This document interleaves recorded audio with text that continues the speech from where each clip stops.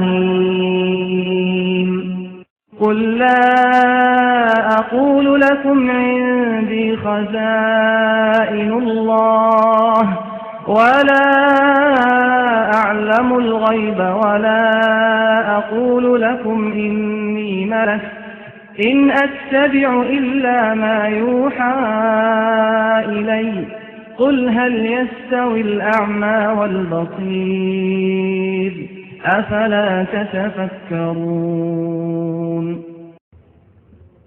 إن الحمد لله نحمده ونصلي على رسوله الكريم أعوذ بالله من الشيطان الرجيم بسم الله الرحمن الرحيم قل لا يعلم من في السماوات والأرض الغيب إلا الله وما يشعرون أيان يبعثون۔ اس پرفتن دور میں شریعت اسلامیہ سے دور ہونے کی وجہ سے کلمہ گو انسان اسلام کی بنیادی تعلیمات عقیدہ توحید کے فہم سے دور ہو چکا ہے۔ یہ توحید جو تمام عقائد کی بنیاد ہے، تمام اعمال کی بنیاد ہے، اگر یہ درست ہو تو عمل اللہ عز و جل کے دربار میں قبول ہوتے ہیں، اور اگر اس عقیدہ توحید میں خلل آ جائے تو بڑے سے بڑا عمل وہ ریت کے ذرات کی طرح اڑا دیا جاتا ہے۔ لیکن افسوس اس مادی دنیا میں اور اس پرفتن دور میں ہم نے اللہ عز و جل کی وحدانیت کو سیکھنا، سمجھنا، غور کرنا چھوڑ دیا ہے۔ جو لوگ کہتے ہیں وہی ہمارا دین بن جاتا ہے۔ ہم نے سارا سسٹم مولوی صاحب کے سر پہ ڈالا ہوا ہے، اور مولوی جو کہہ دے آنکھیں بند کر کے مان لیتے ہیں۔ یہی وجہ ہے کہ یہ عقیدہ توحید جو تمام انبیاء کی دعوت میں بنیادی عقیدہ اور بنیادی دعوت اور ہر نبی کی پہلی دعوت، اس عقیدے کے اندر بگاڑ، اس کے فہم میں بگاڑ، اس میں شبہات بے بہا داخل کر دیے گئے۔ اپنے پیروں اور فقیروں اور بزرگوں کو اٹھایا گیا، کہیں تو اللہ کی ذات کا شریک بنایا گیا، کہیں اللہ کی صفات کا شریک بنایا گیا، اور کہیں ان کو اللہ کے علم میں سے حصہ دیا گیا۔ حکایات رضویہ میں احمد رضا خان صاحب بریلوی اور فضائل اعمال میں مولوی ذکریہ کاندھولوی بیان فرماتے ہیں، دونوں بزرگ ایک ہی قصہ نقل کرتے ہیں کہ ہمارے ہاں ایک نوجوان تھا جس کے بارے میں مشہور تھا کہ اس کو کشف ہو جاتا ہے، جنت، جہنم، قبر، یہ ساری چیزیں بالکل کھل کے اس کے سامنے آ جاتی ہے۔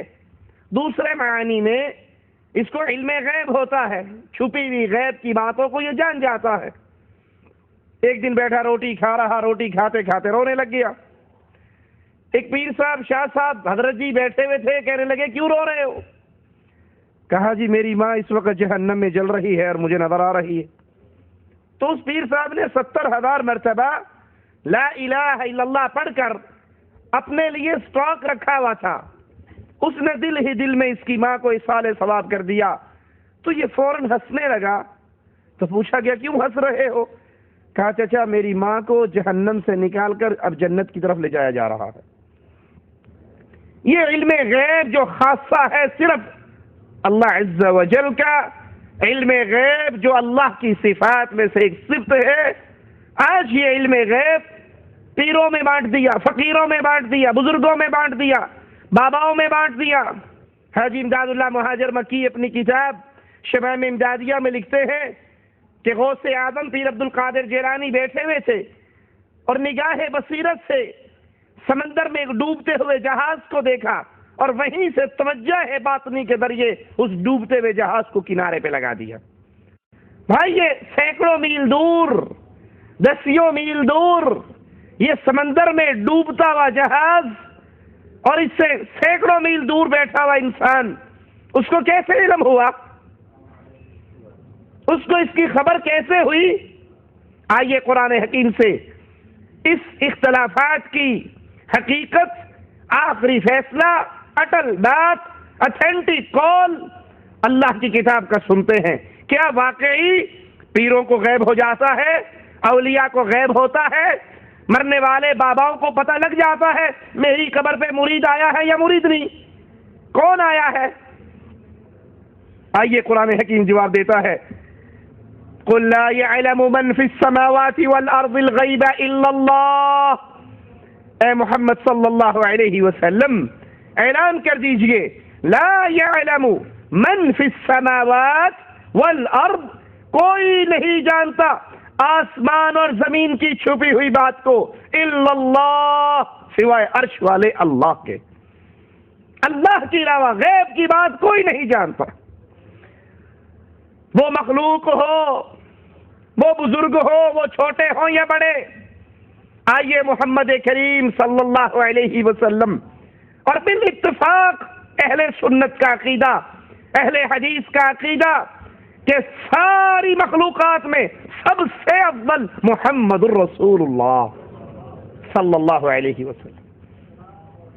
آپ سے افضل نہ کوئی پیدا ہوا، نہ پیدا ہوگا، نہ پیدا ہو سکتا ہے۔ ساری کائنات کی سرداری اللہ نے محمد کو دی ہے صلی اللہ علیہ وسلم۔ آدم کی ساری اولاد کے سردار محمد کریم صلی اللہ علیہ وسلم۔ قرآن حکیم اعلان کرتا ہے، غور کیجئے، قُلْ لَا أَقُولُ لَكُمْ عِنْدِي خَزَائِنُ اللَّهِ، اے نبی اعلان کیجئے، لوگوں کو سنائیے، لوگوں تک یہ بات پہنچائیے، قل کہہ دیجئے، لا اقول لکم عندی خزائن اللہ، میں تمہیں یہ نہیں کہتا کہ میرے پاس اللہ کے خزانے ہیں، میں خزانوں کا مالک ہوں، میرا یہ دعویٰ نہیں ہے۔ ہم نے تو بہت سے لوگوں کو خزانوں کا مالک بنا رکھا ہے نا۔ لاہور والوں نے اپنے بابا جی کو گنج بخش، کسی نے گنج شکر، انڈیا والوں نے تو حد ہی ختم کر دی، ان کا غریب نواز ہے ہی ہمارے پاس، تمہارے پاس کیا ہے؟ بندہ نواز ہمارے پاس، غریب نواز ہمارے پاس۔ کہیں گلبرگہ میں بندہ نواز ہے تو اجمیر میں غریب نواز ہے۔ خواجہ نہ دے گا تو پھر کون دے گا؟ سارا دھندا خزانوں کا مالک ہمارے پاس ہے۔ اور اللہ عز و جل کائنات کے ایمان سے کہوا رہا ہے، قل اے نبی کہہ دیجئے، لا اقول لکم عندی خزائن اللہ، میں یہ دعویٰ نہیں کرتا، میں یہ نہیں کہتا کہ میرے پاس اللہ کے خزانے ہیں۔ اب سوچئے جب رسول اللہ صلی اللہ علیہ وسلم گنج بخش نہیں ہے تو اور کون سا مائی کا لال گنج بخش کہلوا سکتا؟ کسی اور کو گنج بخش کہنا کیسے جائز ہو سکتا ہے؟ خزانے بخشنے والا اللہ، وَلِلَّهِ خَزَائِنُ السَّمَاوَاتِ وَالْأَرْضِ، زمین و آسمان کے سارے خزانوں کا مالک اللہ۔ قرآن حکیم کے الفاظ پہ غور کیجئے، اپنے نبی سے مالک کیا اعلان کروا رہا ہے؟ وَلَا أَعْلَمُ الْغَيْبِ، اے نبی یہ بھی کہہ دیجئے کہ میں عالم الغیب نہیں ہوں، میں چھپی ہوئی بات کو نہیں جانتا، میں غیب دانی کا دعویٰ نہیں کرتا، میں غیب نہیں جانتا، میں عالم الغیب نہیں ہوں۔ وَلَا أَقُولُ لَكُمْ إِنِّي مَلَكٌ، اور میں یہ دعویٰ بھی نہیں کرتا کہ میں نوری ہوں، میں فرشتہ ہوں، نہ میں گنج بخش ہوں، نہ میں عالم الغیب ہوں، نہ میں نوری ہوں، فرشتہ ہوں، پھر میں کیا ہوں؟ قرآن جواب دیتا ہے، إِنْ أَتَّبِعُ إِلَّا مَا يُوحَى إِلَيَّ، میری طرف اللہ کی طرف سے وحی آتی ہے، إِنْ أَتَّبِعُ إِلَّا مَا يُوحَى إِلَيَّ، جو مالک میری طرف وحی کرتا ہے میں اللہ کی طرف سے آئی ہوئی اس وحی کی اتباع کرتا ہوں۔ قرآن حکیم نے اپنے نبی سے اعلان کروایا، نبی کہہ دیجئے میں عالم الغیب نہیں ہوں، اب یہ دو ٹوک محکم آیت واضح ترین حکم، اس کو سن کر بھی کچھ لوگ کیا کہتے ہیں، اتوں تو کیا سی نبی نے بچوں سارے جانتے سن، لا حول ولا قوت الا باللہ. یہ کہنے والوں کہ اللہ کے نبی ساری غیب کی باتیں جانتے تھے، لیکن قرآن میں جو یہ کہا گیا ولا عالم الغیب، میں غیب نہیں جانتا، یہ نبی نے اوپر اوپر سے کہا تھا، اندر سے آپ کو سارا پتا تھا. تو کیا یہ نبی پر تہمت نہیں ہے؟ صحیح بخاری میں ہے، حضرت عائشہ رضی اللہ تعالی عنہا فرماتی ہے، جس نے یہ کہا کہ رسول اللہ صلی اللہ علیہ وسلم عالم الغیب ہیں، اس نے اللہ پر جھوٹ باندھا. آئیے قرآن حکیم کی اس آیت کو ہم اپنے سامنے رکھیں اور بڑے ادب سے، بڑے احترام سے یاد کر لیجئے، ہماری گفتگو کسی کو چھیڑنے کے لیے نہیں ہوتی، کسی پہ طنز کرنے کے لیے نہیں ہوتی. ہم سب کلمہ گو بھائی ہیں. ہماری گفتگو کا مقصد یہ ہے کہ اے مسلمان، اگر تو محمد کریم صلی اللہ علیہ وسلم کے منہج سے ہٹ چکا ہے، ہم تجھے اللہ کا قرآن سناتے ہیں، ہم تجھے اللہ کے نبی کا فرمان سناتے ہیں. اللہ کے لیے اس راستے پر آ جاؤ جو محمد کا راستہ صلی اللہ علیہ وسلم. اگر ہم کسی کا ذکر کریں، کسی عالم کا ذکر کریں، کسی کتاب کا حوالہ دے، تو مقصد کسی پر طنز کرنا نہیں، کسی کو دکھ پہنچانا نہیں. مقصد یہ ہے کہ اگر کسی سے غلطی ہو گئی وہ رجوع کر لے، اور غلطی سب سے ہو سکتی تھی سوائے محمد سے صلی اللہ علیہ وسلم. پیارے نبی کے علاوہ کوئی اور انسانوں میں ایسا رہا ہی نہیں. معصوم عن الخطا صرف محمد الرسول اللہ صلی اللہ علیہ وسلم. نہ صحابہ معصوم، نہ تابعین معصوم، نہ ائمہ دین، نہ اولیاء کرام، نہ مشائخ اعظام. معصوم صرف محمد الرسول اللہ صلی اللہ علیہ وسلم. کیوں صرف نبی معصوم؟ کیوں کہ اس کی گارنٹی عرش والے نے دی ہے، اور کسی اور کی گارنٹی عرش والے نے. اسی لیے ہماری دعوت ہے. آئیے رسول اللہ صلی اللہ علیہ وسلم کی باتوں کی طرف. تو مولانا الیاس قادری صاحب فرماتے ہیں کہ پیر عبد القادر جیلانی غوث اعظم اور ان کا ایک مرید دونوں جا رہے تھے جمعہ پڑھنے. وہ مرید صاحب پیر صاحب کے ساتھ ہمیشہ ہی جاتے تھے اور لوگوں کا بڑا ہجوم رہتا تھا. لیکن اس جمعے یہ جا رہے اور کوئی شخص بھی پیر صاحب کو سلام نہیں کر رہا. وہ رش، وہ ہجوم نہیں تھا. اس کے دل میں خیال آیا کہ ہر جمعے تو اتنا دھکم پیل ہوتی تھی، اتنا رش ہوتا تھا، اور آج تو کوئی نظر ہی نہیں آ رہا. یہ خیال کہاں آیا؟ دل میں یہ خیال آتے ہی پیر صاحب نے اس کی طرف مسکرا کر دیکھا تو ایک طرف مسکرا کر دیکھ رہا تھا کہ نہ جانے کہاں سے لوگ پل پڑے، ادھر سے سلام ہو رہا ہے، ادھر سے سلام ہو رہا ہے، کوئی ہاتھ چوم رہا ہے، کوئی سلام کر رہا ہے. تو اس سلام کرنے کی بھیڑ میں اس کے اور پیر صاحب کے درمیان لوگوں کا ایک جمع غفیر حائل ہو گیا. تو اس کے دل میں آیا کہ اس سلام سے تو بہتر وہ تنہائی تھی. کم از کم پیر صاحب کے ساتھ تو تھا نا، اب جیلانی صاحب کے ساتھ تو تھا، وہ تنہائی اس سے زیادہ بہتر تھی. ابھی یہ سوچا ہی تھا کہ وہ سارا جمع غفیر غائب ہو گیا اور یہ پھر پیر صاحب کے ساتھ ہو گیا. اور پیر صاحب اس کی طرف دیکھ کر مسکرا کر کہنے لگے، تو نے ہی تو یہ چاہا تھا کہ وہ لوگ آئے. اب اس نے وہ بات ظاہر نہیں کی تھی نا، دل کی بات تھی، دل کی بات تھی، دل میں رہی. لیکن پیر صاحب نے اس کے دل کے پہلے خیال کو بھی اور بعد والے خیال، دونوں کو خیالوں کو جان لیا اور کہا، بھائی تو نے ہی تو چاہا تھا کہ لوگ سلام کیوں نہیں کر رہے. تو سنو، تمہیں معلوم نہیں لوگوں کے دل میری مٹھی میں ہیں. پیر عبد القادر جیلانی رحمۃ اللہ علیہ نے فرمایا، اور وہ انشاءاللہ بری ہے اس قول سے، انہوں نے ایسا نہیں فرمایا، یہ بعد والوں نے ان کے پیچھے ڈھکوسلا لگایا. سارے لوگوں کے دل میری مٹھی میں ہے، جس کو چاہتا ہوں اپنے قریب کر لیتا ہوں اور جس کو چاہتا ہوں اپنے سے دور کر لیتا ہوں. صلی اللہ تعالی علی محمد. حضرت سیدنا عمرو بزاز رحمت اللہ تعالی علیہ فرماتے ہیں، ایک بار جمعۃ المبارک کے روز میں حضور غوث اعظم علیہ رحمت اللہ اکرم کے ساتھ جامع مسجد کی طرف جا رہا تھا. میرے دل میں خیال آیا کہ حیرت ہے، جب بھی میں مرشد کے ساتھ جمعہ کو مسجد کی طرف آتا ہوں تو سلام و مصافحہ کرنے والوں کی بھیڑ بھاڑ کے سبب گزرنا مشکل ہو جاتا ہے. مگر آج کوئی نظر تک اٹھا کر نہیں دیکھتا۔ میرے دل میں اس خیال کا آنا تھا کہ حضور غوث اعظم علیہ رحمۃ اللہ الاکرم میری طرف دیکھ کر مسکرائے، اور بس پھر کیا تھا، لوگ لپک لپک کر مصافحہ کرنے کے لیے آنے لگے، دست بوسیاں شروع ہو گئی، یہاں تک کہ میرے اور میرے پیر و مرشد کے درمیان ایک ہجوم حائل ہو گیا۔ میرے دل میں آیا کہ اس سے تو وہی حالت بہتر تھی کہ میں تنہا تھا تو قرب کے مزے تھے۔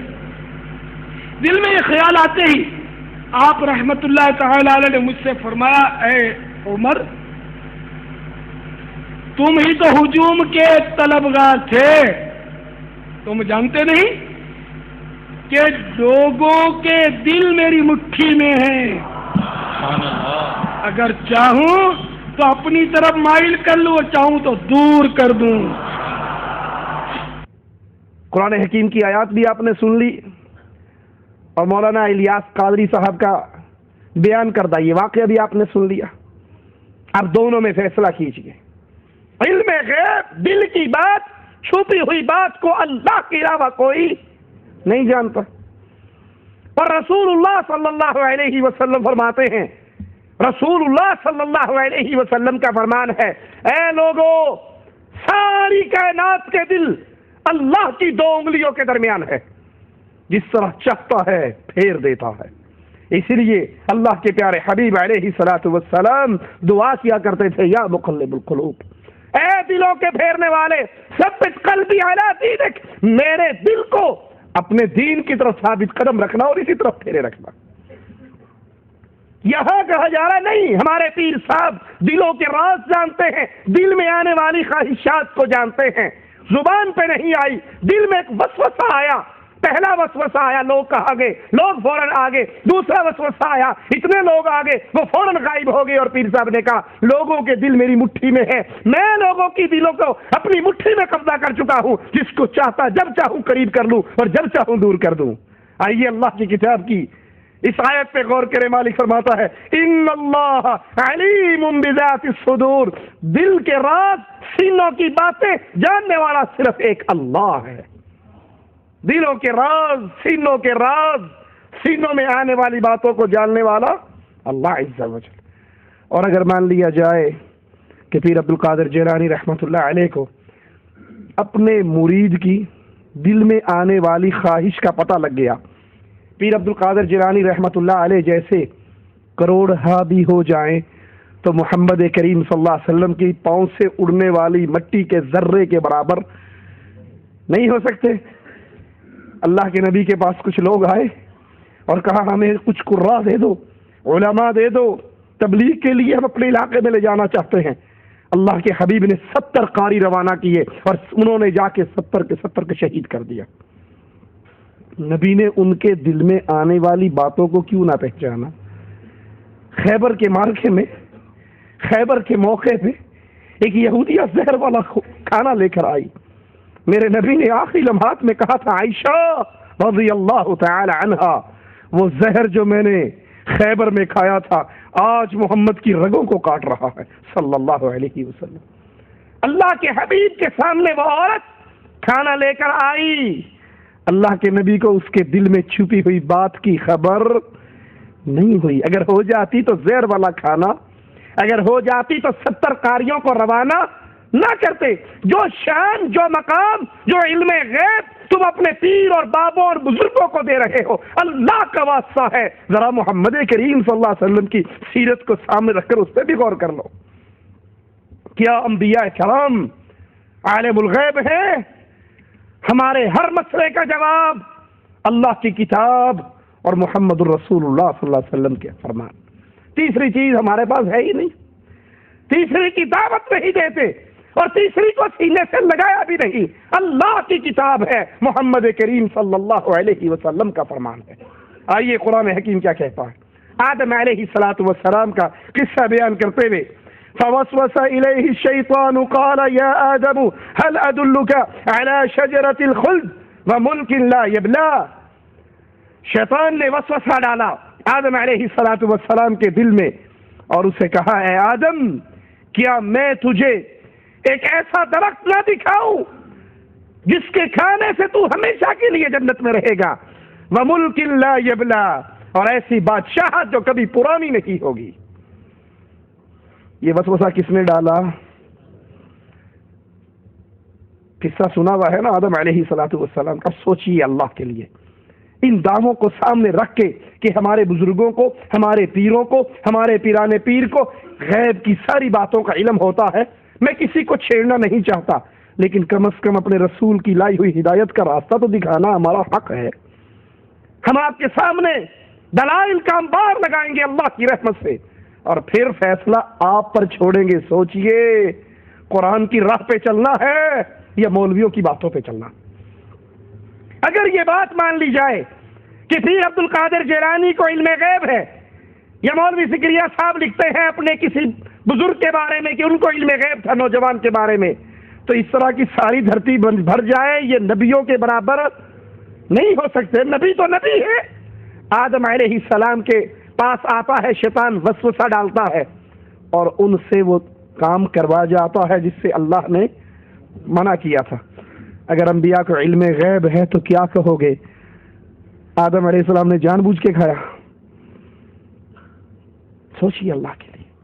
پھر آدم علیہ السلام کی دعا قرآن حکیم میں موجود ہے، ربنا ظلمنا انفسنا وَإِن لَّمْ تَغْفِرْ لَنَا وَتَرْحَمْنَا لَنَكُونَنَّ مِنَ الْخَاسِرِينَ۔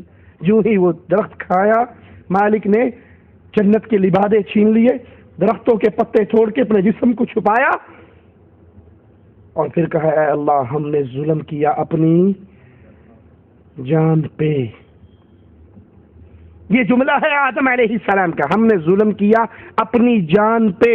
اور اگر یہ عقیدہ تسلیم کر لیا جائے کہ انبیاء کو، اولیاء کو، پیروں کو، بزرگوں کو علم غیب ہوتا ہے، تو پھر اس کا ترجمہ بدلنا پڑے گا۔ اس کا ترجمہ بنے گا اللہ ہم نے ظلم کیا جان کے، کیونکہ علم غیب تھا نا، پتا تھا یہ شیطان وسوسہ ڈال رہا ہے، جان بوجھ کے شیطان کے پیچھے لگا، پتا تھا یہ درخت کھانے کے بعد جنت سے نکلنا پڑے گا، تو جان بوجھ کے جنت سے باہر نکلا۔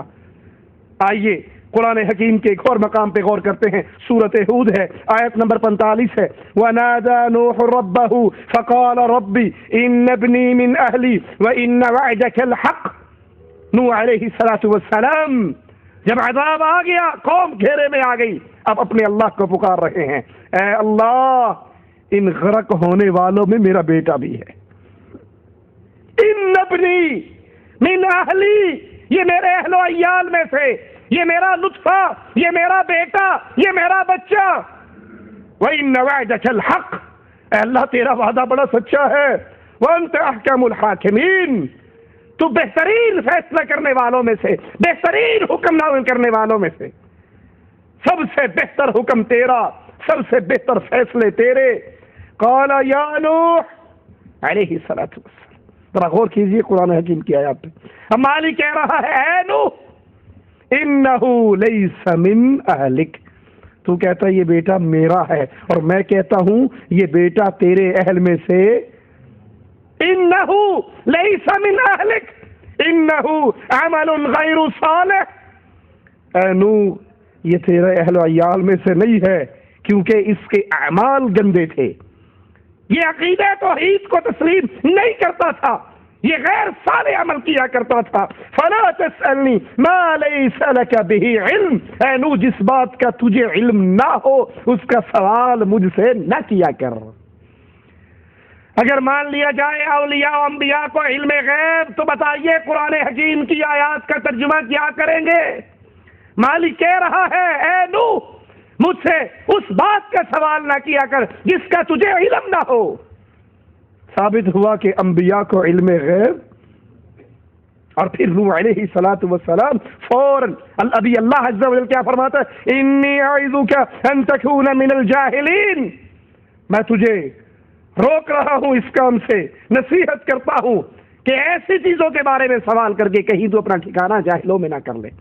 اور نوح علیہ السلام نے فوراً معافی کی درخواست پیش کی اللہ کے دربار میں، اور اگر علم غیب ہوتا تو اس بات کا سوال نہ کیا جاتا، علم غیب ہوتا تو اللہ بھی یہ نہ کہتا اے نوح اس کا کیوں پوچھتا ہے جس کا تجھے علم نوح علیہ السلام کہتے ہیں اللہ تو نے تو مجھے عالم الغیب بنایا ہے، سارا علم دیا ہے، مجھے تو سارا کچھ پتا ہے.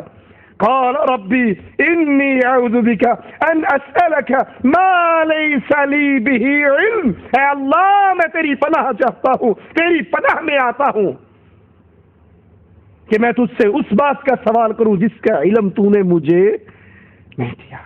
عالم الغیب اللہ کے سارے نبی محمد کریم صلی اللہ علیہ وسلم تک جتنے انبیاء ہیں اللہ چاہے تو وہی کر کے بتا دے، اور اللہ نہ چاہے تو کسی کو پتا نہیں رکھ سکتا.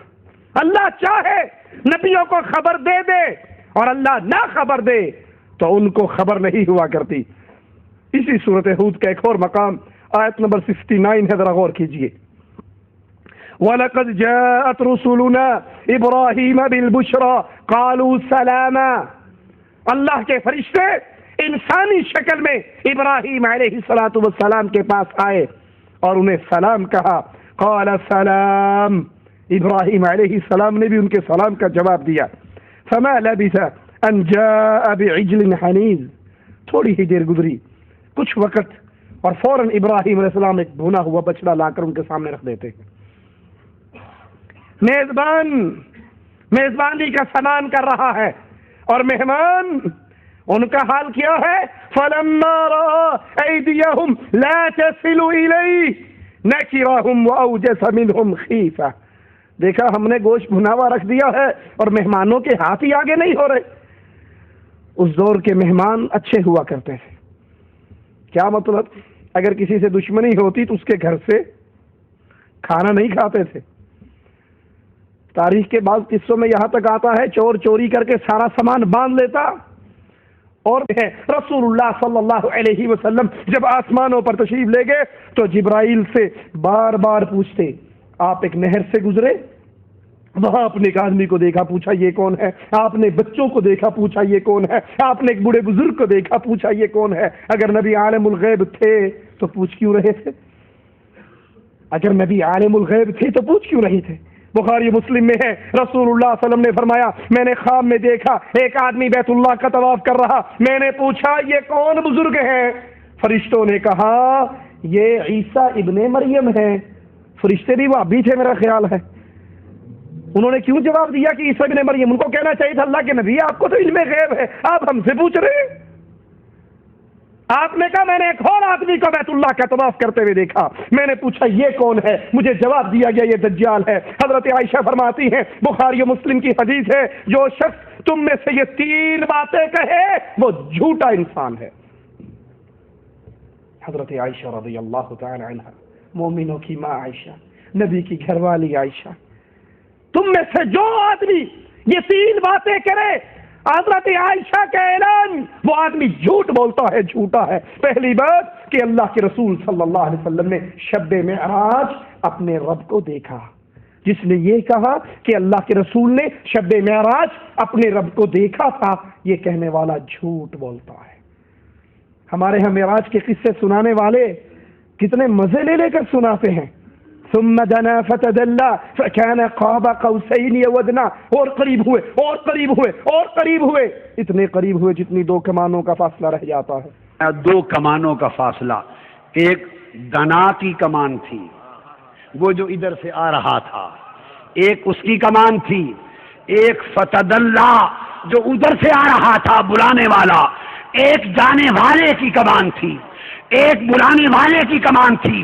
جب دونوں ہاتھ 2 کمانوں کی مانند مل جائیں تو 2 کمانوں کا ملنا مثل معان کا ہو جاتا ہے. اس مقام کے علائق میں سے ہے آپ 2 کمانوں کی طرح مل جائیں. جب جلوہ محب اور جلوہ محبوب، جب جلوہ خدا اور جلوہ مصطفیٰ 2 کمانوں کی طرح مل گئے تو کعبہ کو سیل ہوا. مولانا طارق جمیل کہتے ہیں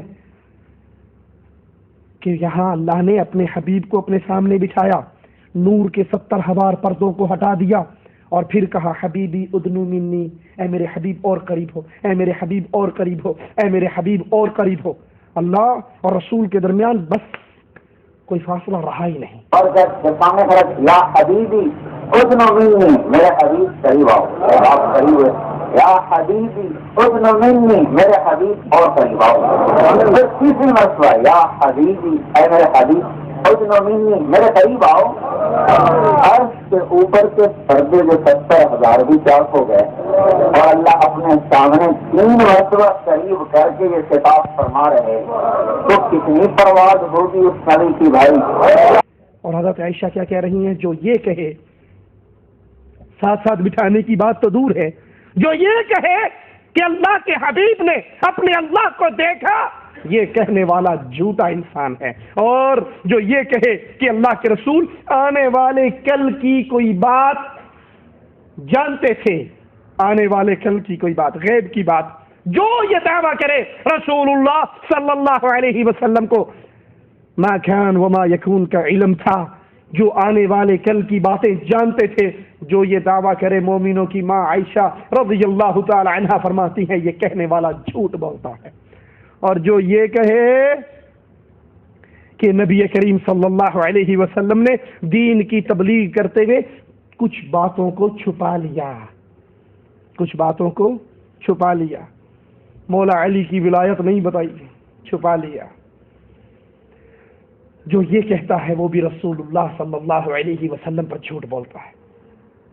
بخاری و مسلم میں ہے، فتح مکہ کے موقع پر رسول اللہ صلی اللہ علیہ وسلم کی خدمت میں ام ہانی تشریف لائیں. اللہ کے رسول علیہ الصلوۃ والسلام غسل فرما رہے، حضرت فاطمہ نے چادر پکڑی ہوئی، پردہ کیا ہوا، اللہ کے نبی صلی اللہ علیہ وسلم غسل فرما رہے، حضرت ام ہانی داخل ہوئی، آپ نے سلام کہا تو رسول اللہ صلی اللہ علیہ وسلم نے پوچھا یہ کون ہے؟ ام ہانی کہنے لگی میں نے کہا یا رسول اللہ صلی اللہ علیہ وسلم میں ام ہانی ہوں.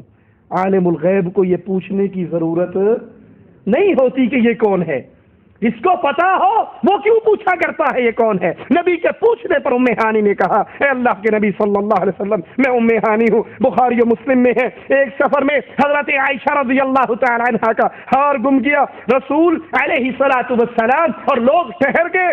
حضرت عائشہ کے والد ابو بکر صدیق رضی اللہ عنہما بڑے شدید ناراض ہوئے، حضرت عائشہ پر خفا ہوئے، اور جب اس اونٹ کو اٹھایا گیا جس پہ حضرت عائشہ سوار تھیں، اسی اونٹ کے نیچے ہار پڑا تھا.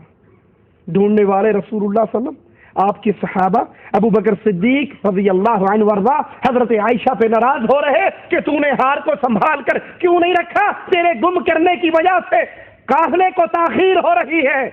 لیکن وہی اونٹ جس پہ عائشہ بیٹھی تھی، ارے تمہارے دنیا کے سارے پیر، سارے فقیر، سارے ملا، سارے درویش، صوفی اور حضرت اکٹھے کر لو، ساری کائنات پیروں سے بھر جائے، سارے پیر مل کے عائشہ کے قدموں سے اڑنے والی ایک خاک کے برابر نہیں ہو سکتے. اور عائشہ کی اپنی سواری کے نیچے ہار. تم تو کہتے پیر جیلانی کو ساری خبریں ہیں. پیر جیلانی بیٹھے بیٹھے ایک زمین کو گھورنے لگے، پوچھا حضرت کیا ہوا؟ کہا کیا ہوا؟ قریب ہی ایک سمندر میں ایک جہاز غرق ہو رہا تھا، مجھے پتہ لگا، میں نے توجہ باطنی سے اس جہاز کو پار لگا دیا. تمہارے پیروں کو سینکڑوں اور ہزاروں میل دور ڈوبتی ہوئی کشتی کا علم ہو جاتا ہے. یہ مومنوں کی ماں عائشہ ہے رضی اللہ تعالی عنہا، یہ ابو بکر صدیق ہیں. اور ابو بکر صدیق کو نہیں پتا، عائشہ کو نہیں پتا، محمد کریم صلی اللہ علیہ وسلم کو نہیں پتا جس سواری پہ عائشہ بیٹھی ہے اسی کے نیچے تو اس کا ہار پڑا ہے. بخاری مسلم میں ہے کہ رسول اللہ صلی اللہ علیہ وسلم کا مرض جس میں آپ کی موت واقع ہوئی، جب یہ بڑھ گیا آپ بے ہوش ہوتے، جب ہوش آتا تو ایک ہی سوال کرتے، اصلی الناس، کیا لوگوں نے نماز پڑھ لی؟ عالم الغیب یہ سوال کیا کرتا. جس کو علم غیب ہو وہ کیوں پوچھتا؟ لوگ جواب دیتے کہ اے نبی ابھی آپ کا انتظار ہو رہا ہے، لوگوں نے نماز نہیں پڑھی. آپ پھر بے ہوش ہو جاتے، ہوش آتی پھر سوال کرتے، اور 3 دفعہ رسول اللہ صلی اللہ علیہ وسلم نے یہ سوال کیا. ہوش آئی، پوچھا، لوگوں نے نماز پڑھ لی، پھر اٹھنے لگے، بے ہوش ہو گئے، پھر ہوش آئی، پھر یہی سوال، پھر ہوش آئی، پھر یہی سوال. 3 دفعہ یہ سوال کیا، صلی الناس، کیا لوگوں نے نماز پڑھ لی؟ اور ہر بار جواب ملتا رہا، نہیں اللہ کے نبی، لوگ آپ کا انتظار کر رہے ہیں. جو عالم الغیب ہوتا ہے وہ پوچھتا، اس کو تو پہلے سے پتا ہوتا ہے۔ بخاری و مسلم میں ہے رسول اللہ صلی اللہ علیہ وسلم نے قرآن کے 70 صحابہ قراء علماء، قرآن کے عالم 70 صحابہ کو مشرکین کی طرف روانہ کیا دعوت دینے کے لیے۔ ان مشرکوں نے میرے نبی کے صحابہ کو شہید کر دیا، نبی کو بڑا غم ہوا، اور ایک روایت میں ہے اللہ کے نبی کئی دن تک ان کے لیے بد دعائیں کرتے رہے۔ اگر رسول اللہ صلی اللہ علیہ وسلم عالم الغیب ہوتے اور آپ کو پتہ ہوتا کہ ان صحابہ کو لے جا کر فلاں جگہ پہ شہید کر دیا جائے گا، آپ اپنے صحابہ کو روانہ کرتے؟ اللہ کے لیے یہ باتیں جو میں آپ کو سنا رہا ہوں، یہ قرآن اور حدیث، یہ اللہ کے رسول کی زندگی کے واقعات، یہ بخاری و مسلم مشہور و معروف کتابیں جس پر پوری امت اکٹھی ہے کہ قرآن کے بعد صحیح ترین کتاب صحیح بخاری ہے اور اس کے بعد صحیح مسلم ہے۔ یہ جو حدیث میں آپ کے سامنے پڑھ رہا ہوں یہ وہ ہے جو امام بخاری نے بھی نقل کی ہے اور امام مسلم نے بھی نقل کی ہے، دونوں امام ان حدیثوں کی صحت پر متفق ہیں۔ بخاری و مسلم میں ہے رسول اللہ صلی اللہ علیہ وسلم سو گئے رات کو، ابو بکر بھی سو گئے، حضرت عمر بھی سو گئے، اور فجر کا وقت گزر گیا، صحابہ کا لشکر سوتا رہا، یہاں تک کہ سورج نکل آیا، اور سورج کے نکلنے پر اللہ کے نبی صلی اللہ علیہ وسلم نے پھر نماز ادا کی، جس کا پوری تفصیل سے قصہ ایک دوسری روایت میں ہے۔ اللہ کے نبی صلی اللہ علیہ وسلم نے حضرت بلال کو کہا، رات کو کہا کون ہے جو پہرا دے اور ہمیں صبح نماز کے لیے اٹھائے، سفر سے لشکر آ رہا۔ حضرت بلال نے وہ ذمہ داری خود لے لی۔ جب صبح ہوئی تو حضرت بلال رضی اللہ عنہ وارضا سوئے رہے، اللہ کے نبی بھی سوئے رہے، لشکر سارا سویا رہا۔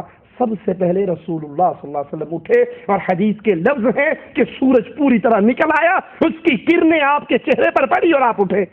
بلال کو بلایا گیا رضی اللہ عنہ وارضا، کہا ہمیں فجر پہ کیوں نہیں اٹھایا؟ کہا آقا جو آپ پر غالب آ گئی وہ مجھ پہ بھی غالب آ گئی، آپ بھی سو گئے اور میں بھی سو گئی۔ اگر نبی عالم الغیب ہوتے آپ کو پہلے ہی پتا ہوتا کہ اگر بلال کی ڈیوٹی لگاؤں گا یہ بھی سو جائے گا، معقول ہے یا نہیں؟ کہا آقا جو چیز آپ پہ غالب آئی وہ مجھ پہ غالب آئی، آپ بھی سوتے رہے میں بھی سوتا رہا۔ حدیث کا واقعہ یہ ہے، اور یار لوگوں نے کیا کہانی گھڑی، قوالی سنی ہے انڈیا پاکستان والوں یا نہیں؟ جب تک بلال نے سحر کی اذان نہ دی، جب تک بلال نے فجر کی اذان نہ دی، قدرت خدا کی دیکھو، مطلق سحر نہ ہوئی، لوگ سو رہے ہیں، سو سو کے تھک گئے، نیندیں پوری ہو گئی، اٹھ رہے ہیں اندھیرا ہے، پھر اٹھتے ہیں پھر اندھیرا ہے، پھر سو جاتے ہیں پھر اٹھتے ہیں اندھیرا ہے، کہ آج صبح نہیں ہو رہی، آج سورج نہیں نکل رہا۔ اچانک یاد ہے بلال سو رہا ہے، اس کو اٹھاؤ تاکہ یہ اذان دے، اور سورج صاحب بیچارے انتظار میں کھڑے ہیں، بلال کی اذان ہوگی تو باہر نکلوں گا۔ لا حول ولا قوت الا باللہ۔ اور حدیث اعلان کر رہی ہے سورج نکل آیا، اس کی روشنی امام اعظم محمد کریم صلی اللہ علیہ وسلم کے مبارک چہرے پر پڑی، اور سب سے پہلے آپ بیدار ہوئے اور اس بستی اس وادی کو چھوڑا، اگلی وادی میں جا کر نماز ادا کی۔ ٹی وی کے اوپر ایک مولوی صاحب کی تقریر ہم سن رہے، جس نے اللہ کے سورج کو بھی اللہ کے نبی صلی اللہ علیہ وسلم کے انڈر کیسے کیا سنیے۔ کہتے ہیں حضرت علی رضی اللہ عنہ وارضا کی گود میں رسول اللہ صلی اللہ علیہ وسلم سو رہے، عصر کی نماز کا وقت نہیں، عصر کی نماز کا وقت گزر گیا، حضرت علی اب نبی کو نہ اٹھائیں کہ کہیں میرے نبی کی نیند نہ خراب ہو جائے، اور رونے لگ گئے، وہ آنسو اللہ کے نبی کے چہرے پر گرے، آپ اٹھ کر بیٹھ گئے، علی کیوں رو رہے ہو؟ کہا اللہ کے نبی میری عصر کی نماز قضا ہو گئی۔ کہا فکر کیوں کرتے ہو، میں تمہیں بھی پڑھوا دیتا ہوں۔ کہا نبی آپ پڑھوا تو دو گے لیکن قضا ہی پڑھوں گا نا، وقت تو نکل گیا، سورج تو ڈھل گیا، عصر کا اول وقت تو نکل۔ کہا اگر قضا پڑھاؤں تو کیا فائدہ ہے؟ نبی نے فوراً سورج کو اشارہ کیا، سورج اپنے مقام پہ واپس ہے، کہا علی جلدی نماز پڑھ لے۔ علی نے نماز پڑھی، سورج پھر چلا گیا۔ سے سورج کو نکالتا ہے، مشرق میں غروب کرتا ہے، اور میرے رب کی یہ خصوصیت بھی ہے، وہ چاہے تو مغرب سے سورج کو نکال دے اور مشرق میں غروب کر دے۔ یہ دلیل ایسی تھی کہ دور گزرتا رہا، وقت کا دہرا بہتا رہا، لوگوں کے ذہن میں یہ بات تھی کہ خدا وہ ہے جو مغرب سے بھی سورج کو نکال کے مشرق میں غروب کر سکتا ہے۔ تمام دور کو آپ دیکھ لیجئے، ہر دور کے اندر حضرت ابراہیم علیہ السلام کی شاندار دلیل کو تسلیم کیا جانے لگا، اور اللہ اکبر، ایک وقت تو ایسا بھی آ گیا کہ لوگوں کے ذہن میں یہ بات بیٹھ چکی تھی کہ خدا وہ ہے کہ جو مغرب سے سورج کو نکال سکتا ہے۔ اب آئیے مقام صحبہ ہے، حضور کریم علیہ السلام غالباً کسی غزوے یا جنگ سے واپس آ رہے ہیں، حضور نے عصر کی نماز پڑھ لی ہے، پیارے علی نے عصر کی نماز نہیں پڑھی ہے، حضور کریم علیہ السلام حضرت علی کے زانوں پر سر رکھ کے سو جاتے ہیں، علی کی قسمت پہ سلام، علی کی تقدیر پر سلام، علی کی گود پر سلام۔ اللہ اکبر، ایک رحل تو وہ ہے کہ جس پہ قرآن ہوتا ہے، ایک رحل یہ ہے کہ اس پر سر مصطفیٰ کریم علیہ السلام رکھا ہوا ہے، حضرت علی ہے، پیارے مصطفیٰ کریم علیہ السلام کے چہرے مبارکہ کو دیکھ رہے ہیں۔ اللہ اکبر، وقت کا دائرہ بہتا رہا، عصر کی نماز کا وقت چلا گیا، اب یہ نماز کا وقت گیا، پیارے علی کی آنکھوں میں آنسو آ گئے، موتیاں بن کر چہرے مصطفیٰ کریم علیہ الصلوۃ والسلام پہ برسنا شروع ہو جاتے ہیں۔ پیارے مصطفیٰ کی آنکھ بیدار ہوتی ہے، فرمایا علی کیا ہو گیا کہ میں تمہاری نگاہوں میں، تمہاری آنکھوں میں آنسو دیکھ رہا ہوں؟ عرض کی یا رسول اللہ صلی اللہ علیہ وسلم، عصر کا وقت آیا چلا گیا، میں نے نماز نہیں پڑھی، میری نماز چلی گئی ہے، اس وجہ سے میں رو رہا ہوں۔ پیارے مصطفیٰ کریم علیہ السلام نے گویا فرمایا، اے علی، تم نے میری محبت میں نماز قضا کی ہے، میں تم کو قضا نہیں پڑھنے دوں گا، ادا پڑھواؤں گا۔ پیارے علی نے فرمایا کیا کریں گے؟ فرمایا دوبارہ سے سورج کو لوٹا دوں گا۔ پیارے مصطفیٰ کی انگلی کا اشارہ ہوتا ہے، خدا کی قسم دیکھنے والی آنکھوں نے دیکھا کہ ڈوبا ہوا سورج واپس آ جاتا ہے۔ آئیے اس سوال کی طرف کہ قوم اس بات کو اپنے دل و دماغ میں بٹھا چکی تھی کہ خدا وہ ہے جو مغرب سے سورج کو نکال سکتا ہے، یہاں پیارے مصطفیٰ کریم علیہ السلام نے مغرب سے ڈوبے ہوئے سورج کو نکال دیا۔ یہ سورج اللہ کے حکموں کے اندر ہے، اللہ اپنے نبیوں کو معجزے عطا کرتا ہے، چاند کے 2 ٹکڑے ہوئے یہ نبی کا معجزہ ہے، لیکن یہ بنائی ہوئی باتیں کہ حضرت بلال نے اذان نہیں دی تو فجر کا سورج ہی نہیں طلوع ہوا، یہ قوال جھوٹی کہانی اور جھوٹے قصے بیان کرتے ہیں۔ بخاری و مسلم میں ہے، حضرت عائشہ رضی اللہ تعالی عنہ فرماتی ہیں رسول اللہ صلی اللہ علیہ وسلم میرے پاس تشریف لائے، ایک عورت بیٹھی ہوئی تھی تو اللہ کے نبی نے پوچھا اے عائشہ یہ کون عورت ہے؟ تو میں نے کہا اللہ کے نبی یہ فلاں ابن فلاں، فلاں بنت فلاں، یہ فلاں عورت ہے۔ نبی عالم الغیب تھے تو آپ کو یہ پوچھنے کی ضرورت کیا تھی یہ عورت کون ہے؟ آپ کو یہ پوچھنے کی حاجت نہ رہتی۔ بخاری و مسلم میں ہے، حضرت عائشہ فرماتی ہے جب رسول اللہ صلی اللہ علیہ وسلم بادل کا کوئی ایسا ٹکڑا دیکھتے جس سے بارش کی امید ہوتی تو اللہ کے نبی صلی اللہ علیہ وسلم کا چہرے کا رنگ بدل جاتا اور فرماتے میں نہیں جانتا، ممکن ہے یہ بادل ویسا ہی ہو جیسا قوم عاد کے اوپر آیا تھا، اور قوم عاد اس کو دیکھ کر ہنسی ہی باہر آ گئی تھی کہ یہ بارش برسانے والا بادل ہے، اور اس بادل کے اندر اس قوم کے لیے عذاب تھا۔ نبی کیا فرما رہے ہیں؟ میں نہیں جانتا، ممکن ہے یہ بادل بھی ویسا ہی ہو جیسا قوم عاد پر آیا تھا۔ نبی کہتے ہیں میں نہیں جانتا۔ مولوی الیاس قادری صاحب کہتے ہیں کہ نبیوں کو سارا علم غیب ہوتا ہے، نبی کے غلاموں کو علم غیب ہوتا ہے، نبی کی شان کا کیا کہنا۔ اور حدیث میں اللہ کے رسول صلی اللہ علیہ وسلم کیا فرما رہے ہیں؟ میں اس حدیث میں سن کر بھی کئی لوگ کہیں گے نبی اتوں تو کہتے سر میں نہیں جانتا، بچوں سارا کچھ جان دے، اوپر سے کہتے تھے میں نہیں جانتا، آپ کو چھپانے کا حکم دیا گیا تھا۔ بخاری و مسلم میں ہے رسول اللہ صلی اللہ علیہ وسلم کے دور میں سورج گرہن ہوا، آپ بہت گھبرا کر اٹھے اس ڈر سے کہ کہیں قیامت تو قائم نہیں ہو گئی۔ سورج کے گرہن ہونے پر اللہ کے نبی گھبرا گئے کہ کہیں قیامت تو قائم نہیں ہو گئی، اور اس ڈر سے اٹھے۔ جو عالم الغیب ہو اس کو ڈرنے کی ضرورت، اس کو یہ غم کرنے کی ضرورت۔ بخاری و مسلم میں ہے رسول اللہ صلی اللہ علیہ وسلم کی بیٹی کی وفات ہوئی، آپ تشریف لائے اور فرمایا جب غسل سے فارغ ہو جاؤ تو مجھے خبر دینا۔ پھر جب غسل سے فارغ ہو گئے تو آپ کو خبر دی گئی۔ آپ نے کہا جب میری بیٹی کو غسل دینے سے فارغ ہو جاؤ تو مجھے خبر دینا۔ یہ کیوں کہا؟ عالم الغیب کو تو پتا ہوتا ہے کہ غسل ہو گیا، اس کے سامنے تو پوری کائنات انگوٹھے کے ایک ناخن میں دیکھتا ہے۔ عالم الغیب کو یہ کیا حاجت ہے وہ کہے جب تم غسل دے کے فارغ ہو جاؤ تو پھر مجھے اطلاع دینا، اور پھر نبی کو اطلاع دی گئی۔ اللہ کے نبی علیہ الصلوۃ والسلام کی ایک صحابیہ فوت ہو گئی، اس کی خبر میرے نبی کو کسی نے نہ دی. آپ نے کچھ دنوں کے بعد پوچھا وہ فلاں، اور ایک روایت میں ہے وہ مسجد کی صفائی کرنے والی تھی. آپ نے پوچھا وہ عورت نظر نہیں آتی. فرمایا یا رسول اللہ صلی اللہ علیہ وسلم وہ تو فوت ہو گئی. آپ نے کہا تم نے مجھے کیوں نہیں بتایا؟ دلونی علی قبرہا، اب مجھے اس کی قبر کے بارے میں بتاؤ کہاں ہے. نبی کا یہ سوال اللہ کے لیے اپنے دلوں میں اس کو جگہ دیجیے. تم نے مجھے کیوں نہیں بتایا؟ یعنی اگر تم مجھے نہ بتاؤ تو مجھے اس چیز کی خبر، اب مجھے بتاؤ اس کی قبر کہاں پر ہے. عالم الغیب کو یہ کہنے کی حاجت نہیں ہوتی کہ تم نے مجھے کیوں نہیں بتایا، اس کو تو پہلے سے اطلاع ہوتی ہے کون مرے گا، کب مرے گا، کہاں مرے گا.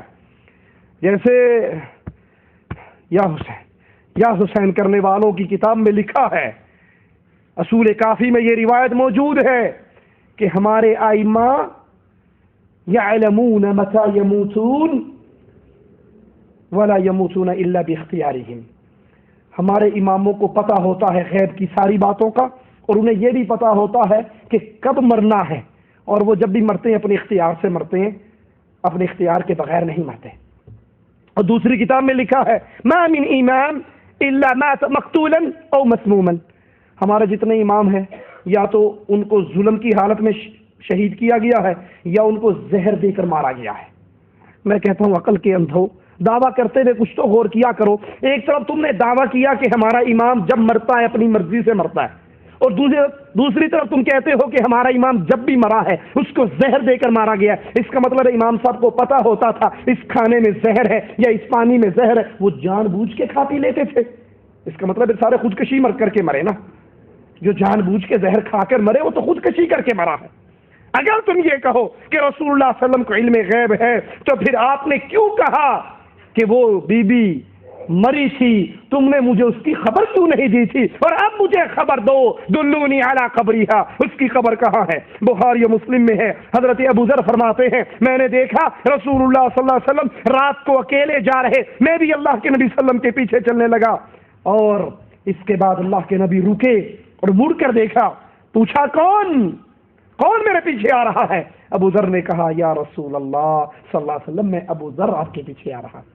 عالم الغیب کو پوچھنے کی ضرورت نہیں ہوتی میرے پیچھے کون آ رہا ہے. بخاری و مسلم میں ہے دو عورتیں اللہ کے نبی صلی اللہ علیہ وسلم کے دروازے پر آئیں اور ان کے سامنے سے حضرت بلال گزرے اور انہوں نے کہا ہے بلال ہمارے یہ سوالات ہیں جا رسول اللہ صلی اللہ علیہ وسلم سے ان کا جواب لے کر آ، لیکن نبی کو نہ بتانا ہم کون ہیں. یہ بھی وہ اپنا سنا، ان کو نہیں پتا تھا کہ نبی کو تو پہلے سے پتا ہے میرے دروازے پہ کون آیا. احمد رضا خان صاحب بریلوی ملفوظات احمد رضا میں اپنے پیر کا واقعہ لکھتے ہیں، سید بدوی کبیر کا. سید بدوی کبیر اس کا مرید عبد الوہاب شعرانی اپنے علاقے سے پیر صاحب کے عرس کے لیے چلنے لگا، اور پیر صاحب قبر کا پردہ ہٹا کے بار بار وہ جو خاص لوگ مراقبہ کر کے بیٹھے ہوتے نا ان سے پوچھتے عبد الوہاب نہیں آیا، عبد الوہاب نہیں آیا. تو نے کہا جی ابھی نہیں آیا. تو جب آ گئے تو وہ کہنے لگے مراقبہ والے بھی تم کہاں رہ گئے تھے؟ کہا کیوں؟ کہا پیر صاحب بار بار پوچھ رہے تھے عبد الوہاب نہیں پہنچا، ابھی تک نہیں پہنچا. کہا اچھا پیر صاحب کو پتا ہوتا ہے؟ کہا صرف پتا ہوتا ہے. پیر صاحب کہتے ہیں میرا کوئی مرید اپنے گھر سے نکلے اگر اس کی ایک رسی بھی گر جائے اس کا ذمہ دار بھی میں ہوتا ہوں. میں نے پہلے بھی کہا تھا نا جھوٹ کے پاؤں. جب پیر صاحب اتنی کرنی والے ہیں اور ان کو اتنی غیب کی خبر ہوتی ہے کتنی. یہی عبد الوہاب شعرانی جب آ رہے تھے نا تو راستے میں کنیز پر ان کی نظر پڑ گئی. پہلی نظر تھی وہ کنیز نظر کے ذریعے دل میں اتر گئی، انہوں نے سر جھکا لیا. اب عبد الوہاب شعرانی ان سے پوچھنے لگے کہ عبد الوہاب شعرانی سے بدوی کبیر پوچھنے لگے وہ جس پہ نظر پڑی تھی تمہیں اچھی لگی؟ کہا ہاں شیخ کام کر گئی. کہا جاؤ خوش ہو جاؤ وہ ہم نے تمہیں ہی با کر دی. امام صاحب پریشان کہ وہ تو اس تاجر کی کنیز تھی، پیر جی مجھے دے رہے ہیں. کہا بھی یہ سوچ ہی رہا تھا وہ تاجر کنیز والا آ کر کہنے لگا پیر صاحب یہ کنیز میں نے آپ کے دربار کے نام ہی با کر دی. اور پیر صاحب نے کہا اب دیر کاہے کی ہے، شعرانی اس کو پکڑو اور فلاں حجرے میں لے جاؤ. اور انا للہ و انا الیہ راجعون.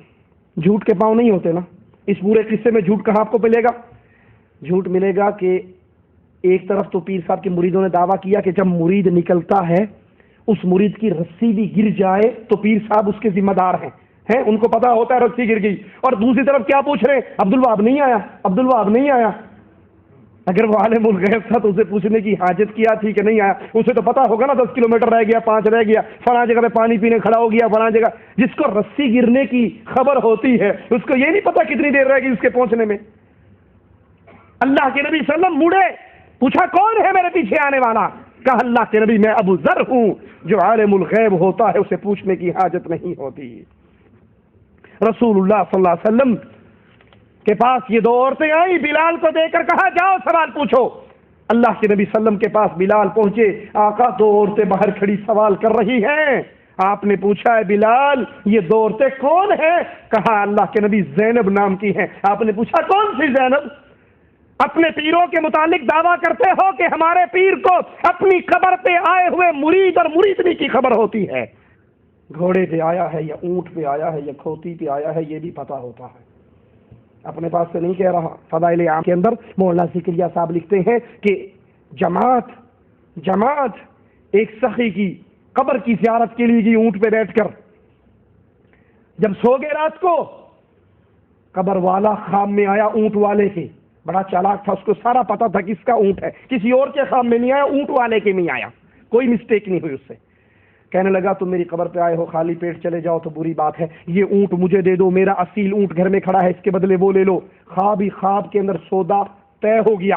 ادھر سودا طے ہوا، ادھر یہ سارے اٹھ کے دیکھے تو اونٹ صاحب پہلے سے نہر ہو چکے ہیں. اس کا گوشت بنایا، کھایا پیا، واپس آ رہے تھے تو آگے سے ایک نوجوان ملا. تم میں سے فلاں ابن فلاں کون ہے؟ یہ سوال کر رہا. اس نے کہا میں ہوں. کہا تو نے میرے ابے کے ہاتھ پہ کچھ بیچا تھا؟ کہا خواب کے اندر سودا ہوا تھا. کہا اس نے مجھے بھی خواب میں آ کر کہا اگر تو میرا حلالی بیٹا ہے تو یہ میرا اونٹ اس کو دے دے. اور نبی پوچھ رہے ہیں اے بلال محمد کے دروازے پہ جو عورتیں آئی ہیں وہ کون ہے؟ کہا اللہ کے نبی زینب نامی عورت ہے. آپ نے کہا کون سی زینب؟ یعنی کس قبیلے کی وہ عورت ہے؟ نبی تو اپنے دروازے پہ کھڑی ہوئی عورتوں کے بارے میں نہ جانے کہ یہ کون ہے، اتنا بھی آپ کو غیب کی خبر نہ ہو. اور یہ پیروں کے بارے میں دعوے دار ہے کہ مرنے کے بعد، قبر میں دفن ہونے کے بعد اس کو پتا ہے میری قبر پہ 5 آدمی آئے ہیں، اونٹ پہ آئے ہیں. پھر باہر نکلتا ہے، اونٹ نہر کرتا ہے، واپس داخل ہو جاتا ہے. آگے پولیس چوکی لگی ہوئی تھی، یہ بیگم کو مل کر کیوں نہیں آیا؟ انا للہ و انا الیہ راجعون. بخاری و مسلم میں ہے. اللہ کے نبی فرماتے ہیں سمجھنا ہو نا اللہ کی قسم تو ایک حدیث بھی کافی ہے. سمجھنا ہو تو ایک حدیث بھی کافی ہے. لیکن آج اللہ کے فضل سے علم غیب اللہ کا خاصہ ہے. اس مسئلے پہ ایک نہیں درجنوں روایات آپ کے سامنے رکھتا ہوں. ہو سکتا ہے کسی کے دل میں کوئی روایت اتر جائے. آقا فرماتے ہیں، بخاری و مسلم کی روایت ہے، میں اپنے گھر میں جاتا ہوں، بستر پہ پڑی ہوئی کھجور مجھے ملتی ہے، میں اس کو اٹھا کر کھانا چاہتا ہوں، لیکن یہ سوچ کر رک جاتا ہوں کہیں یہ کھجور صدقے کی نہ ہو، کہیں یہ کھجور صدقے کی نہ ہو. یہ سوچ کر، یہ ڈر کر میں اس کھجور کو پھینک دیتا ہوں، کھاتا نہیں ہوں.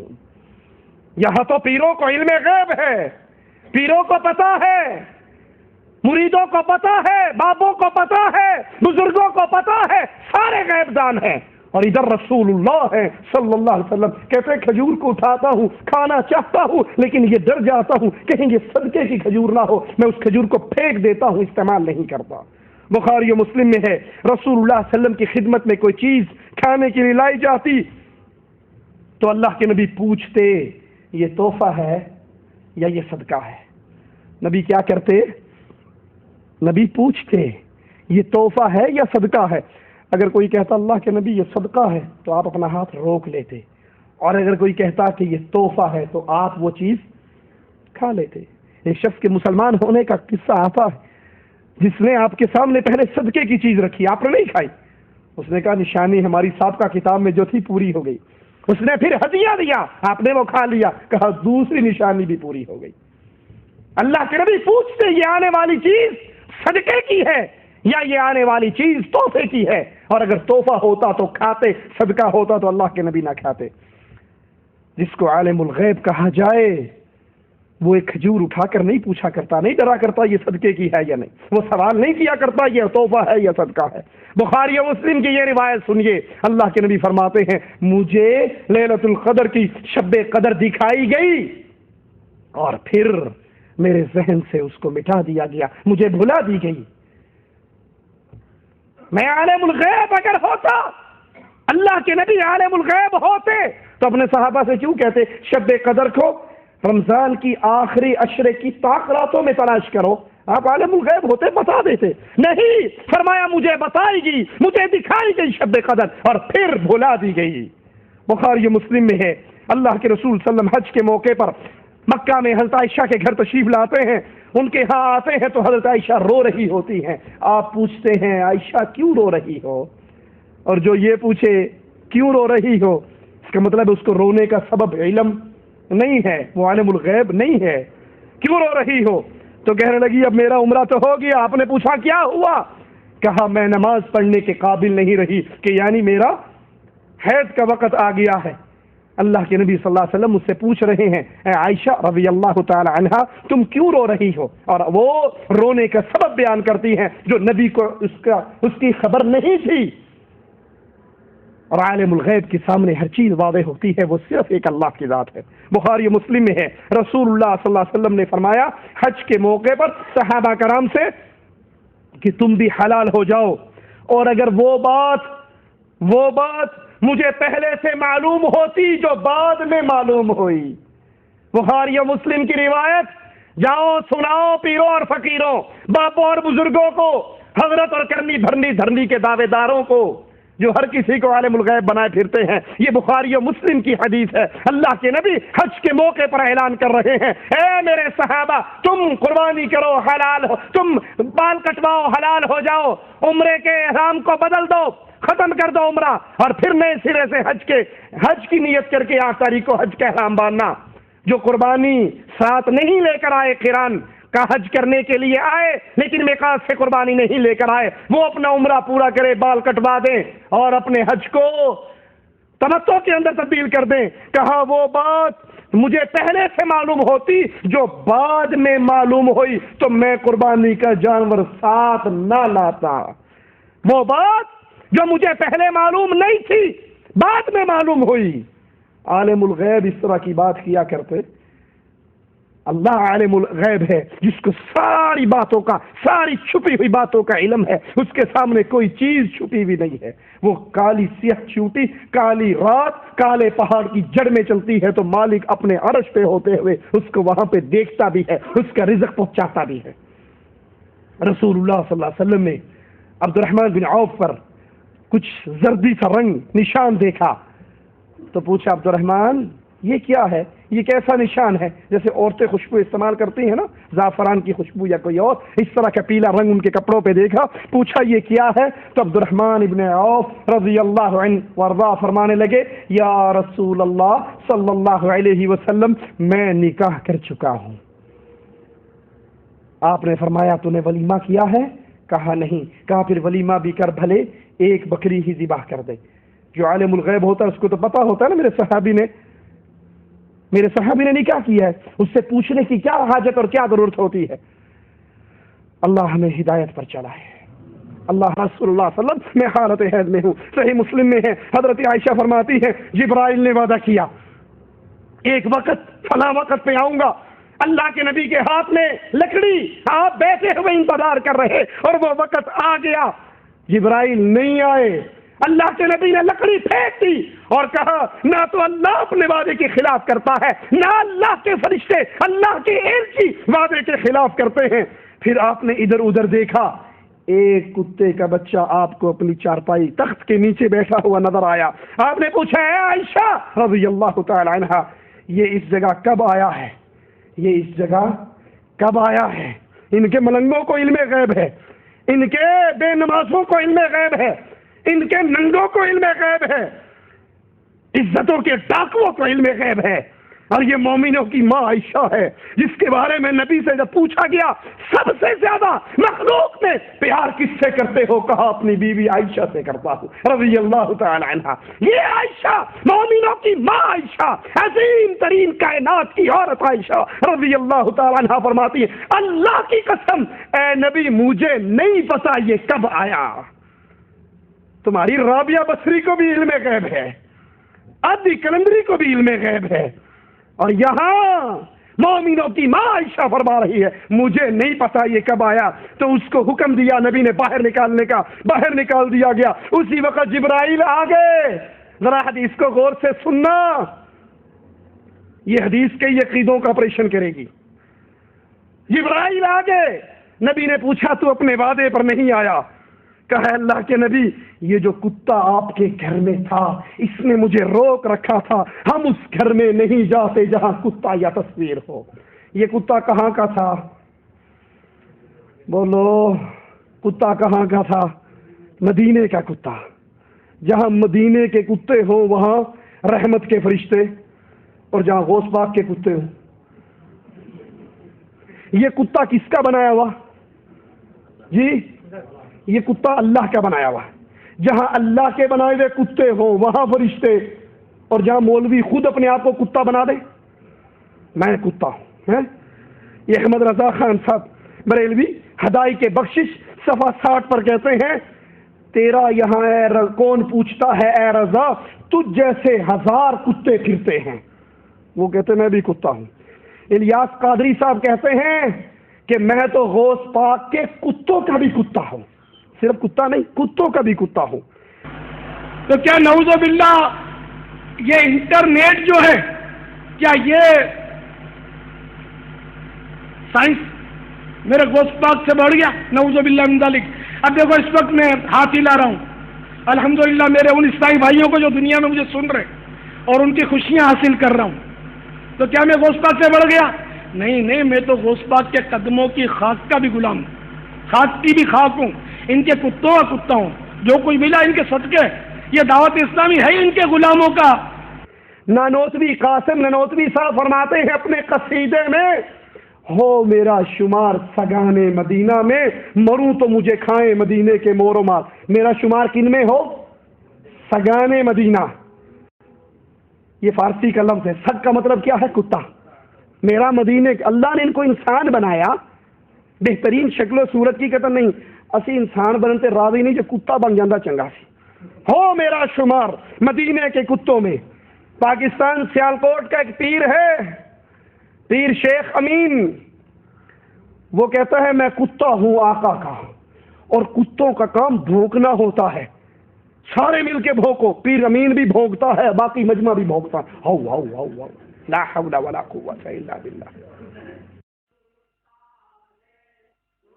گورا ہے یا کالا ہے یہ دیس محمد والا ہے، یہ سارے جگ سے نرالا۔ آقا جی کا کتا ہے، گورا ہے یا کالا ہے، تو آقا جی کی عظمت کے سامنے ہمارے تو کچھ نہیں ہے، تو آقا جی کے کتے بن کے ہو ہو کرو۔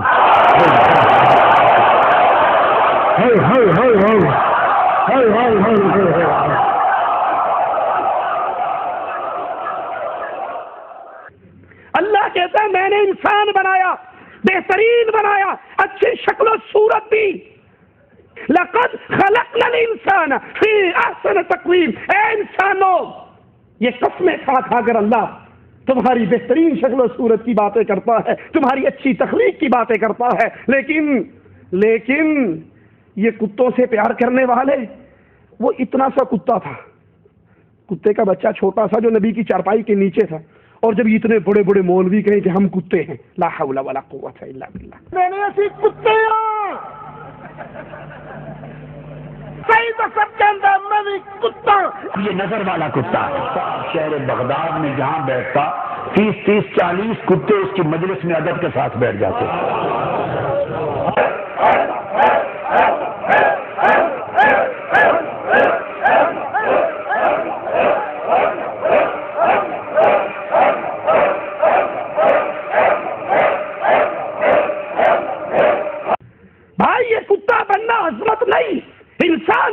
عظمت ہے. اور اگر آپ کہو کہ نہیں جناب آپ نہیں سمجھتے یہ محبت کی انتہا ہے کتا بننا، تو آؤ میں پوچھتا ہوں ابو بکر سے زیادہ کسی اور کو محبت نبی سے ہو سکتی؟ کیا کبھی ابو بکر نے بھی یہ دعویٰ کیا میں رسول پاک کا کتا ہوں؟ نعوذ باللہ ثم نعوذ باللہ. صحابہ میں سے کسی نے کہا، تابعین میں سے کسی نے کہا، تبع تابعین میں سے کسی نے کہا، محدثین میں سے کسی نے کہا. یہ بیماری یا دیوبند سے چلی ہے یا بریلی سے چلی ہے. یہ زمانہ نبی کی نبوت کا زمانہ تھا، آپ کو اس میں بھی علم غیب نہ تھا.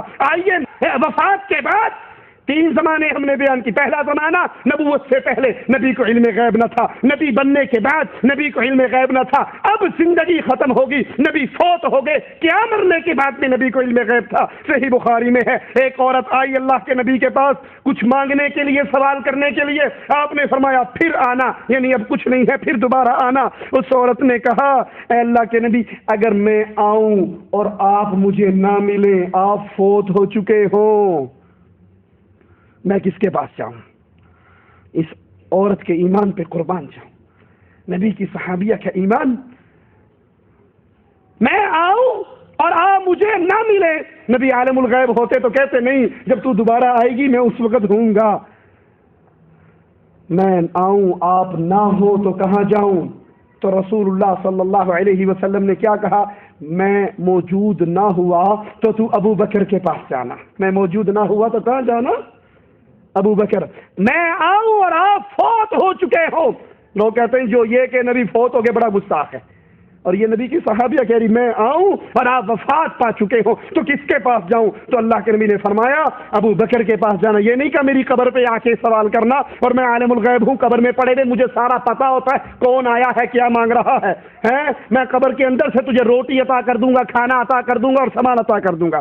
صحیح بخاری میں ہے حضرت عمر کے دور کے اندر قحط سالی ہوئی. حضرت عمر حضرت عباس کو لے کر آئے اور کہا اے اللہ جب تک نبی زندہ رہے وہ ہمارے لیے دعا کرتے رہے. پھر نبی فوت ہو گئے، وہ نبی آپ کے پاس آ گئے، ہم نبی کے چچا عباس کو لے کر آئے ہیں، یہ ہمارے لیے آپ سے سوال کریں گے اے اللہ تو اس کی دعا کو قبول کر کے ہمیں عطا فرما دے. صحیح بخاری میں ہے اللہ کے نبی صلی اللہ علیہ وسلم نے فرمایا میں قیامت کے دن اپنے حوض کوثر پر ہوں گا، تم لوگوں کا پیش خیمہ ہوں گا. جو شخص وہاں آئے گا وہ اس میں سے پیے گا اور جو ایک مرتبہ حوض کوثر کا جام پی لے گا دوبارہ اس کو پیاس نہیں لگے گی. لوگ آ رہے ہوں گے، میں ان کو پہچانتا ہوں گا، وہ مجھے پہچانتے ہوں گے. نبی اپنی امت کو کیسے پہچانیں گے سوال ہوا تھا. آپ نے فرمایا وضو کی وجہ سے ان کے ہاتھ، ان کے پاؤں، ان کے چہرے، ان کی بازویں چمک رہی ہوں گی، میں ان کو پہچان لوں گا. اللہ کے نبی فرماتے ہیں وہ قوم میرے پاس آئے گی، میرے اور ان کے درمیان رکاوٹ کھڑی کر دی جائے گی اور ایک روایت میں ہے کہ درے مار کر ان کو دور کر دیا جائے گا. میں کہوں گا امتی امتی، اے فرشتوں یہ میری امت ہے، اے اللہ یہ میری امت ہے، میں ان کو حوض کوثر میں پانی پلانے کے لیے بیٹھا ہوں، ان کو دور کیوں کیا جا رہا ہے؟ رکاوٹ کھڑی کیوں ہو رہی ہے؟ سنیے سنیے سنیے، میرے نبی کریم صلی اللہ علیہ وسلم کو کہا جائے گا یا محمد صلی اللہ علیہ وسلم انک لا تدری ما احدثوا بعدک. اے نبی آپ نہیں جانتے آپ کی وفات کے بعد انہوں نے آپ کے دین محمد میں کیا کیا تبدیلی کر دی. آپ نہیں جانتے، وفات کے بعد بھی آپ کو علم غیب نہیں ہے، آپ نہیں جانتے ما احدثوا بعدک انہوں نے آپ کے دین میں کیا تبدیلی کی. اللہ کے نبی صلی اللہ علیہ وسلم فرمائیں گے سحقن سحقن سحقن لمن غیر بعدی، جنہوں نے میرے دین کو بدل ڈالا آج میری آنکھوں سے دور کر دیا جائے. میں آپ سے سوال کرتا ہوں، یہ سارے دلائل قرآن اور حدیث کے ہم نے آپ کو سنائے، وہ کون سے ساتھی ہیں جنہوں نے یہ 3 درس سننے کے بعد ان کے دل کے اندر اب یہ عقیدہ جڑ پکڑ گیا کہ علم غیب خاص اللہ کی صفت ہے، اس کے اندر کوئی اور شریک نہیں؟ کون سے ساتھی ہیں ہاتھ کھڑا کریں. نہیں، جن کو پہلے سے یہ عقیدہ تھا وہ نہیں، یہ درس سننے کے بعد جن کا یہ ایمان بنا کہ یہ عقیدہ رکھنا کہ اللہ کے نبی صلی اللہ علیہ وسلم کو علم غیب تھا، لیکن یہ سننے کے بعد یہ 3 درسوں کے بعد یہ دلائل ان کے ذہن میں بیٹھے اور اب وہ اس مقام پر پہنچے ہیں کہ اللہ کے نبی صلی اللہ علیہ وسلم کو علم غیب نہیں. کھڑے ہو جائیں، شاباش، ماشاء اللہ. کیا نام ہے آپ کا؟ آپ کا نام؟ ماشاء اللہ. جی آپ کا نام؟ صفدر اقبال، کسی بھائی کے ذہن میں علم غیب کے حوالے سے کوئی سوال ہو، آخری بات کہہ کے بات ختم کرتا ہوں، تو وہ اپنا سوال پوچھ سکتا ہے. جی السلام علیکم. حضور پاک طائف والے آئے ہیں تبلیغ اسلام تبلیغ، طائف والے نے بچوں کو پتھر مارے، اللہ تعالیٰ نے جبرائیل علیہ السلام بھیجا ہوئی جاؤ انہوں باسی تباہ کرو. حضور پاک نے دعا کی بھی اور نسلوں انہوں اگوں نیک لوگ ہوں. حضور پاک نے علم ہے کہ نہیں ہے، علم ہے ہی انہیں کیا طائف اگوں اچھے لوگ نے، علم ہے ہی. حضور پاک نے اپنے دون واسطے موڈے چکیا ماں مسان ماں حسین علیہ السلام، ٹھیک ہے. حضرت فاطمہ نے پوچھا یا رسول اللہ تھی اپنے واسطے نہ کیوں پیار کرتے تھے؟ حضور پاک نے کہا فاطمہ تینوں نہیں پتا، میرے دون واسطے نے ایک اسلام واسطے اپنی جان قربان کرے، ایک زہر پی کے یعنی کہ